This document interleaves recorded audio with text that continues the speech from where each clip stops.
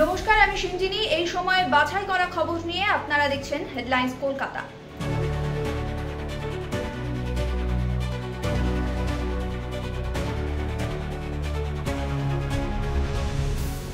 গত জুলাই মাসে বাংলাদেশের শিক্ষাক্ষেত্রে সংরক্ষণের বিরোধিতায় শুরু হওয়া ছাত্র আন্দোলন দমনে হাসিনা প্রশাসনের ভূমিকাকে একেবারেই ভালো চোখে দেখেনি আন্তর্জাতিক যুদ্ধাপরাধ আদালত। আন্দোলন রুখে দিতে গণহত্যার নির্দেশ সহ একাধিক মানবতা বিরোধী পদক্ষেপের অভিযোগে গ্রেফতারি পরোয়ানা জারি করা হয়েছিল হাসিনা প্রশাসনের একটা বড় অংশের বিরুদ্ধে। এই তালিকায় ছিলেন খোদ শেখ হাসিনা, আওয়ামী লীগের সাধারণ সম্পাদক ওবায়দুল কাদের সহ 46 জন।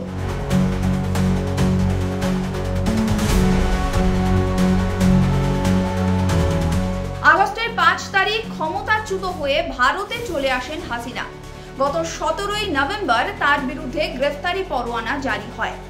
রবিবার প্রধান আইনজীবী তথা জামাতে ইসলামের নেতা মোহাম্মদ তাজুল ইসলাম আদালতে সওয়াল জবাবের সময় জানান, ক্ষমতাচ্যুত প্রধানমন্ত্রী শেখ হাসিনা দেশ ছেড়ে ভারতের আশ্রয়ে রয়েছেন, তাই তাকে গ্রেফতার করা যাচ্ছে না। তিনি আবেদন জানান আদালত যেন হাসিনাকে গ্রেফতারের জন্য ইন্টারপোলের কাছে রেড কর্নার নোটিশ জারির আর্জি গ্রহণ করে এবং সেই মতো নির্দেশ দেয়। এরপর যুদ্ধাপরাধ আদালতের বিচারপতিরা বাংলাদেশের পুলিশকে এ নিয়ে তৎপরতার নির্দেশ দেন। যদিও আইনজীবীদের একাংশের মতে অনেক নামী ব্যক্তির বিরুদ্ধেই ইন্টারপোলের রেড কর্নার নোটিশ রয়েছে, কিন্তু নোটিশ জারি হলেই যে গ্রেফতার করা যাবে তেমনটাও নয়।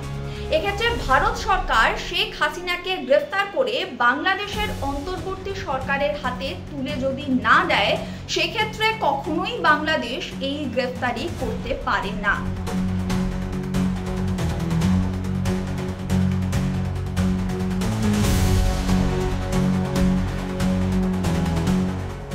অন্যদিকে ভারতীয় হাই কমিশনার প্রণব বর্মাকে তলব করেন বাংলাদেশের পররাষ্ট্র সচিব। 45 মিনিট ধরে আলোচনা হয়। ভারত বাংলাদেশ সীমান্তে কাঁটাতার নিয়ে যে দ্বন্দ্ব বিগত কদিন ধরেই চলছিল তা নিয়ে কথাবার্তা হয়। আলোচনা শেষে ভারতীয় হাই কমিশনার জানান, ভারত বাংলাদেশ সীমান্তে কাঁটাতারের বিষয়ে দুদেশের মধ্যেই বোঝাপড়া রয়েছে।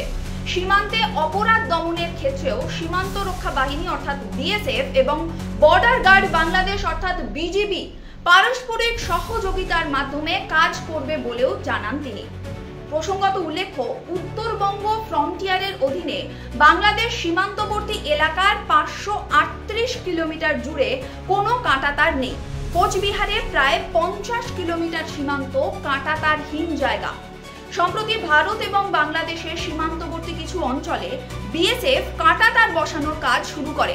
তাতে বিজেপির তরফে আপত্তি জানানো হয়েছিল।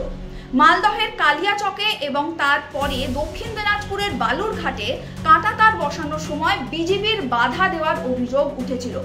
এই আবহে রবিবার বাংলাদেশের পররাষ্ট্র সচিবের সঙ্গে আলোচনা সারলেন ভারতীয় হাই কমিশনার। সীমান্ত ঝামেলার আশু সমাধানের দিকে আপাতত তাকিয়ে রয়েছে দুই দেশই।